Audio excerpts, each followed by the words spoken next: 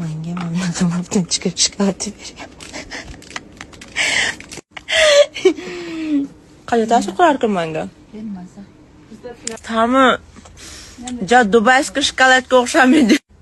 Короче, buni yeganimdan keyin bilmayman nima bo'ladi. Reaksiyamni bildirib ketaman. Oldin bir eski shokoladlar bo'ladi-ku, tam o'shanikiga o'xshayapti-da, xuddi surog o'tgan shokolad. Qanday bo'ladi? Boshim ozgina aylanyapti, oyoqlarim ozgina bo'shashyapti. O'sha 5 minut bo'ldimi endi? Qachongacha ta'sir qiladi? Endi boshlanyapti.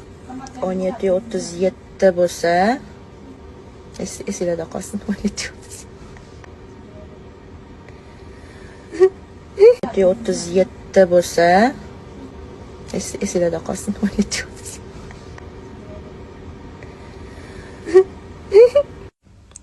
Qizargan.